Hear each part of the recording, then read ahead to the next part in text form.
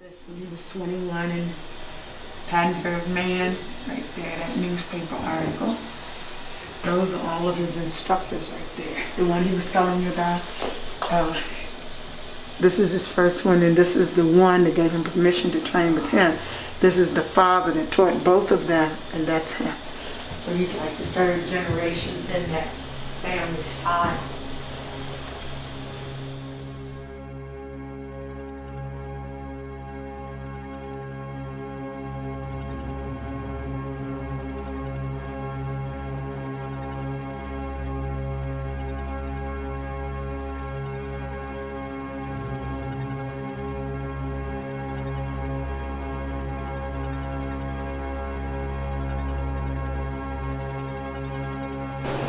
Okay?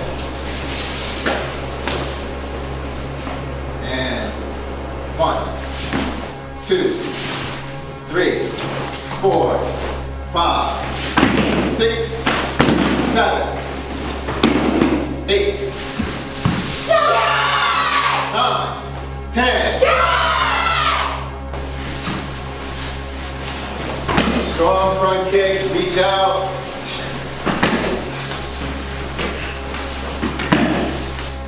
Pitch, knee, san, shi. Last one, ki, go. Yeah! Are you strong? Yes! Are you confident? Yes! Are you focused? Yes! Do you have discipline? Yes! Are you glad you came to class? Yes!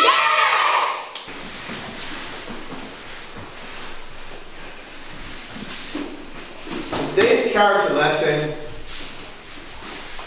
is about never giving up. And just about in every class we do, character development. There's a character lesson in every class that helps them to be able to realize that this is just not about kicking and punching, but how to apply yourself in the world. So character is the most important part of martial arts. Because you're trying to become a better person every day. So we have to tell the children that every day you're going to come up against challenges, and you have to have strong character to overcome those challenges. What we do here is it's all about the individual. It's a small dojo where, in the world, kids are getting bullied, they're getting picked on. They feel like they don't belong. They're in team sports. They don't feel like they matter. So the dojo is a place where we embrace everyone in the dojo. And no matter what your skill level is, it's about you, and you work towards these goals. So that's the first thing, is taking a student and connecting with that student, so that they have confidence. I say I have more teaching ability than they have in their own ability, because they don't think they can do it. But if someone encourages them and someone is there, they say, wow, I really can do this, and he really believes in me and I can do that. So that's the most important thing, is the connection between the student and the instructor. Where we teach children immediately, it's like, okay, when I'm talking to you, look at me, because eyes is a gift, sight is a gift. And whatever you say, stand up straight, good posture, because you can develop bad habits by bending over and doing those kind of things. These things are important to be able to be successful in life. How you stand, how you talk, your awareness. Sometimes kids, they got their earbuds on and they got hoodies on and they're looking down. There's no awareness. What are some of the misconceptions when somebody comes, a parent or a new student, adult or child, and they come to a karate studio, they come here? What are some of the misconceptions that sometimes they bring with them, and how do you go about clearing that up, and what are some of those? That's a great question. They come in and they feel that martial arts is violent, and if their kid is a little bit aggressive, they think that it's going to make them more aggressive, it's going to get them in more trouble, but it's the opposite. It's the opposite, because you're challenging yourself when you realize when we're working out in class that, okay, we're putting techniques together and you think that, okay, I got this. And I say, okay, that's great, but you need to still improve. So we get to a point where a student says when they think they know it all, there's always more to learn. Students that come in is kind of shy, they learn to do this and then they become more confident. So martial arts, again, is challenging yourself, not anyone else. And a lot of parents think that, oh, if I put my kid in there, they're gonna be fighting and beating up people, and it's not that way. It's a lot of schools out there. It's a lot of schools, and they vary from one school to the other. So I can only speak for myself is that all of my kids, they're not taught to use this in a bad way. But most people don't even know that they train because it's something that you don't walk around, breaking and kicking things, because every time you come into the dojo, you're proving what you can do, your ability in class. So you don't have to go out and perform or do something in the streets to someone to show them. That's what someone that's unsure of themselves. Hey, I can kick, I can punch. Don't mess with me because I can fight. And knowing all the time that they can't. The one that can, they don't have to prove it because they come in the dojo and they're learning this and they realize that they can hurt someone and they don't want to do that. So when you do that, the kids find out right away that, hey, this can help me a lot in life. So it's about self-discovery, I would say. I always improve myself. I'm constantly learning and growing, everything from stretching to relaxing to breathing, because it's always ways to look at things. When I'm not 100%, if I feel like I'm 70%, I'm going to work through that so that when I'm 100%, I'm going to feel like I'm 200% because it's a challenge. It's going to make me better. So if I do that as the instructor, when you walk through these doors, yeah, we don't know what your day was like. We don't know. But when you come on the mat, you leave that on the mat. You don't bring it in here. And see, when people come in and train, they forget about that. Some people can go through a lot. Hey, my car broke down. Hey, I was sick. I had a headache this morning. But you would never know that because through class, they release this. Because it's energy. It's good energy and it's bad energy. So if you think that you got a headache, then you're going to get a headache. And if you do have a headache, you got to do something, put your mind on something else, and don't focus on the headache. So martial arts is all about the mind. Very successful people train in martial arts because it's constantly working on their discipline and their mind. So that's what I try to do. And as far as challenging myself in the dojo with students, is that I never give up on a student. I have never told a student to never come back, I can't teach you. If a student came in here with one leg, I still can teach him. I've taught kids that were in chairs and handicapped. If you want to learn, you will and you can if you put your mind to it. So when a kid has bad behavior, it was one kid that he didn't want to come, and his father would bring him and he would be holding on to the door. I don't want to go. He would be holding on and he goes, what do you want me to do? I can bring him back home. I said, bring him. As long as you bring him, I'll teach him. That kid ended up taking a bronze medal in the New Jersey State Championships. And see, that's what I'm saying is that if you give up on someone, that's what they want you to do. If a kid wants you to give up, when they see that, hey, I'm not going to give up on you. As long as your parents keep bringing you, I'm going to teach you. So that's what we got to understand. That's the discipline. And it's a beautiful, beautiful thing. Some days I tell my students, hey, some days you don't feel like coming to class. I'm going to be honest with you. Some days I don't want to come to class. It's beautiful weather. I'd rather go to the beach. But this is what I do. This is what I signed up for. And if I'm here doing it and this is what I love, we got to learn to do things that we don't want to do to make us better people. It's not about what you want to do all the time. So that's the discipline that students have to learn. Can you talk a little bit about the honor that you just received? What is that process like? What does it feel like, and what do you have to do to go through it? I'm just gonna check. It's a very, very high honor to be promoted to a 9th degree black belt and title of Hanshi, which is a person that has a lot of knowledge. It's almost like a wizard or a professor, and you need at least 40 years. You have to give back to the martial arts, teaching. You have to be a person of good character. And I wasn't doing it for that reason. I never dreamed that I would be a grandmaster, and have the honor of wearing a red belt. I seen it as a kid, and I was like, wow, that's pretty cool. But, I was competing, I was practicing. That wasn't one of my goals. But when I kept doing it, and teaching and giving back, I got it, and it's like I still can't believe it.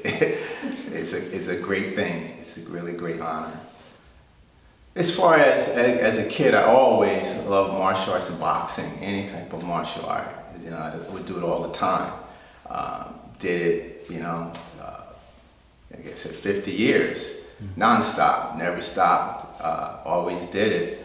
And when I did have these kind of lows in my career, I didn't focus on that, because I knew that it was something bigger.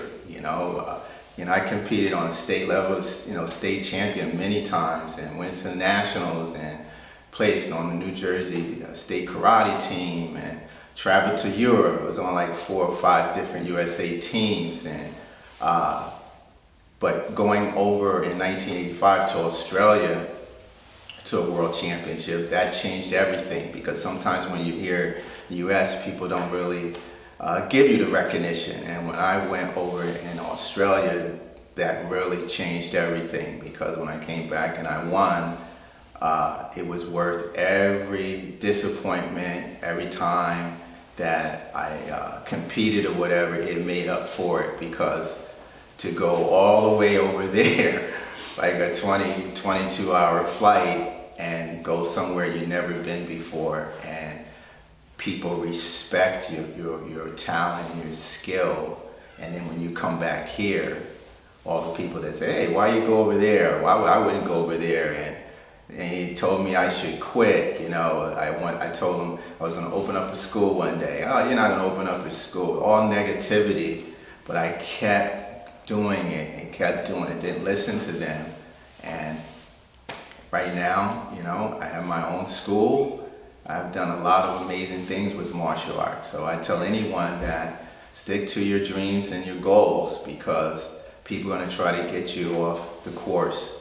And you got to have confidence in yourself. And if you love something, it's what you believe in, it's what you think, not what someone else thinks. And when you go through this journey, you're going to see different things, but you got to keep your eyes going forward. And that's what the ranks are really about. Is like a ladder. You step on one to get to the next step on a ladder or a step. It takes effort for me to lift. So when you're learning your techniques and so forth to make them better or to learn new ones, it's going to take more to get up to the next level, not the same and no less than that. And you keep climbing. And you also got to have people in your life that's up above that is encouraging you. That's the teachers. Those are those kind of your classmates, the team. They help you.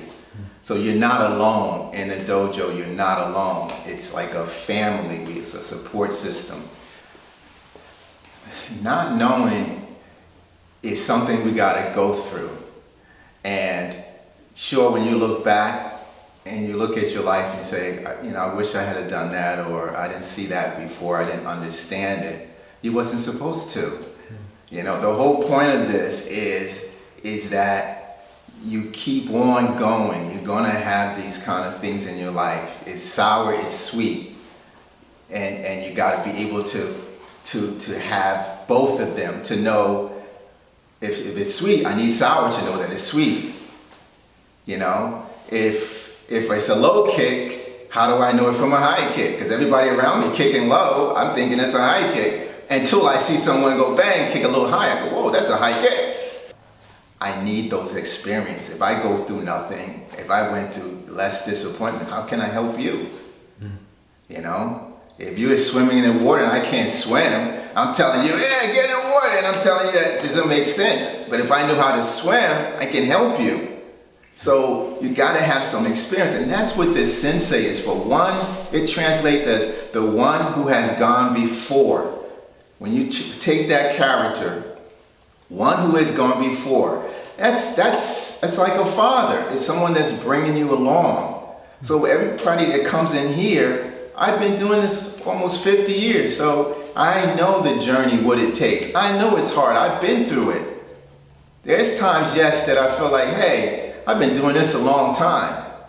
But what is a long time? That's a good question. What is a long time? Exactly. And we gotta be able to take life for what it is. There's no perfect formula. So if I tell my young self, do exactly what I did. Because I amaze myself sometimes. Me and my buddy was talking not too long ago when we traveled on these teams. Like, what would we think? We went to one tournament. I was living in New Jersey at the time, and I thought it was Bethlehem, PA. And when we got to the toll booth, he said, how far is this new Bethlehem, PA? And he goes, oh, it's about 10 hours. We looked at each other. We're going for it.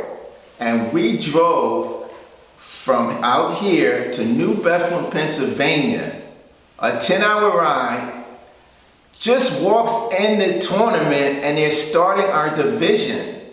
We get changed and we compete. We did well, but we didn't win. We did well, because I consider well when people come over to you and say, hey, that was nice, or that was a good job. They didn't have to say that. Where you guys come from? We came from Jersey. What? And we just say to ourselves now, hey, what made us do that? But those are experiences. When you love something, to be able to say you're going to sit in the car and try to make it to the tournament and be on time and then compete, that's what this is about. What does it feel like day to day to be able to have that and foster that?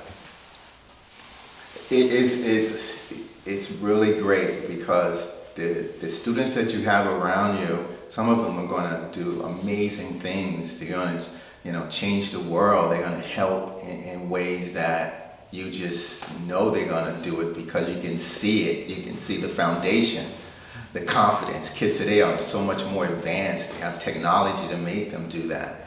But it's the old school type of methods that can even prepare them even more. I'm there on your bad days. I'm there on your good days.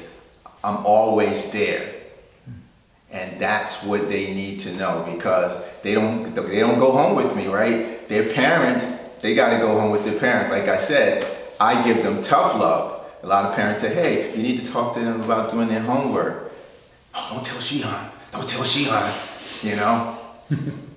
But the mom or dad, I'm not going to do it. I'm not going to do it. I'm going to tell Shihan. Oh, don't tell Shihan. Don't tell Shihan. How the family partnership also is supported by the martial art, or vice versa. How is your practice in the martial art supported by, doing it, with your, in tandem with your wife?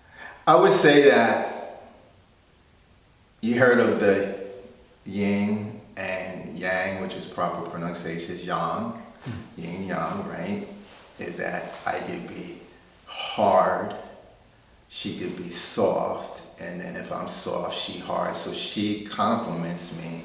She can help me in just ways that a lot of people don't know. So you got to have a good team. So when students see that, they can appreciate that. So what is that about? Is again, like I said, it's a feeling, it's an energy. So in the dojo, there's a certain amount of good energy that students understand, and they can learn from it because they want to be more relaxed. They want to be able to get away from the pressures. And so if we come in here and we're working great as a team, that energy goes to everyone. My teachers were amazing. The effect that they had on me, absolutely amazing. The life lessons that they taught me, and the one instructor isn't with us anymore, but he's always in my heart teaching. Think of him every day. But to have these mentors in your life, and he went through something when he came over here from Japan, and same thing, achieved his dream, became an amazing instructor of 3 disciplines, not just one, but judo, karate, and sumo. He's considered the father of sumo. He brought sumo to the United States. They're trying to work on getting that into the Olympics. He was the coach for the Olympics and 2 of the Olympics. He was an amazing karate instructor. He brought masters from Korea, so there was no discrimination. He helped and contributed to the development of martial arts. It didn't matter. And when you see someone do that, and not only that, but whatever he did, it was beautiful. His heart, his mind, his spirit was in it. He never did anything that wasn't his all. Mr. Unesco, an amazing man, and he taught me so many life lessons. And then my instructor in Japan, Mr. Hisadaka, which in fact his father was Mr. Unesco's karate teacher. So, and then I got permission to train Mr. Hisadaka from Mr. Unesco, which is a beautiful thing. They both trained together, and so second generation I get a chance to train in a famous dojo in Japan, one of the oldest dojos at the time, 60 years old. Got a chance to train there. A lot of great masters trained there. Went to Okinawa, trained, just getting the culture is a part of martial arts, because you can't understand, just like dancers go to France and musicians go to different places. So the same thing with karate is that you got to be able to, after a while, get to know the culture. When you work on martial arts, it's saying that you're going to challenge yourself. If you challenge yourself, you're going to change yourself. If something's easy for you, what did you get from it? You didn't develop from it. But when you go through and say, I'm going to try karate, right? So you try it your best, and when you do it, that's a new adventure. It's going to improve you. But people don't want to do that. They want to do what's easy. They don't want to do this.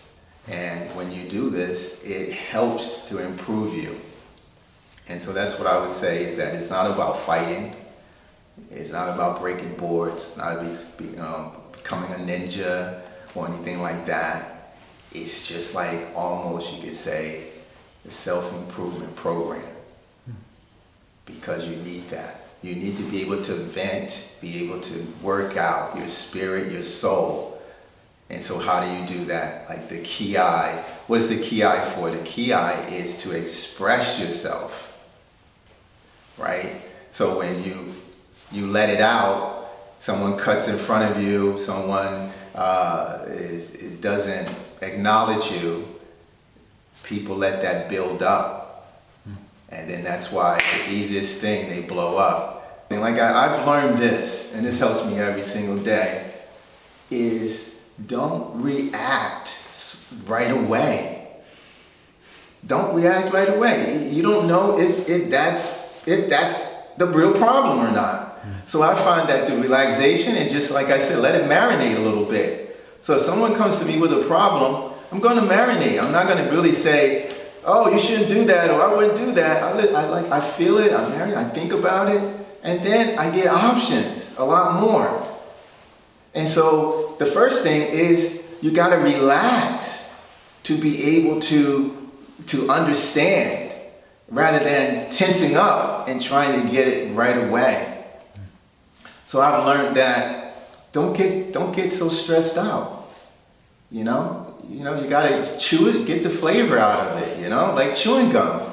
If it's good gum, it's got good flavor, right? If you got a lot of knowledge, you got some flavor. Hey, all right, I did, okay. All right, okay.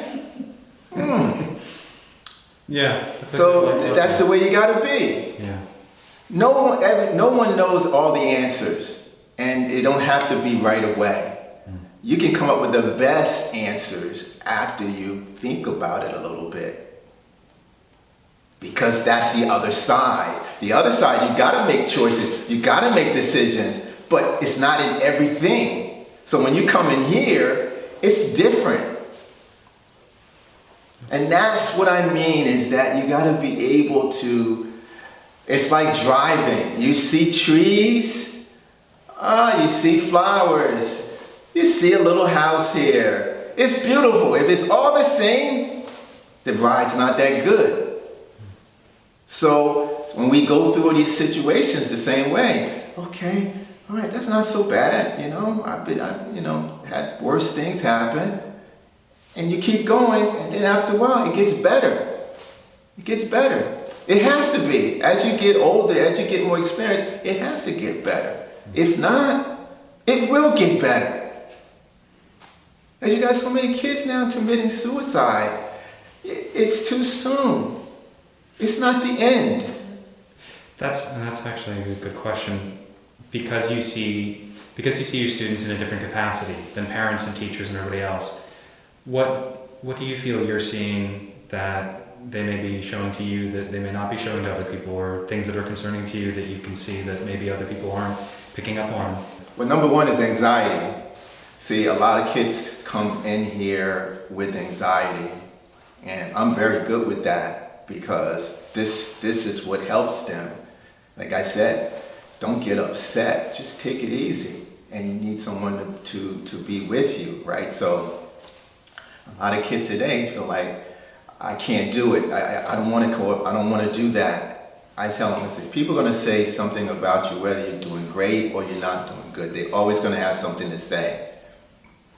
That brings us back to the appreciation point you started with. Yeah. Yes. Well, full circle. Yes. So appreciation is the greatest, because when I go and someone does something for me, I love when someone does something, make something with their hands. I'm not good at building and doing stuff with my hands. That's great. I said, wow, that's great. Like, wow, this took a long time, because I'm not good at it. But if I buy it in the store, I know it's not the same as somebody made it with their hands. So I have great appreciation for that. And I encourage people to do that. We're losing that of people, doing things with their mind, being more creative. And if we don't give appreciation, these things are going to go away. So everybody has something that they do well, but they need to be appreciated for that, because that's going to spread more and give more creativity. So karate is a martial art, and that key word is art. It's something that's beautiful. It's something that, it requires discipline. It's something that, people need to look at it. It's not what other people think it is. It's an art. I can learn from the same instructor, and you can learn from the same instructor I learned, and we can teach differently. It's supposed to be that way, because we are different people. It's your interpretation, how you read someone. And that's the one thing about John Gaddy's karate and boxing. You're not going to find another John Gaddy's in karate boxing, because I am John Gaddy. My interpretation, I don't want a whole bunch of John Gaddy and karate boxing studios. Only one. Only one.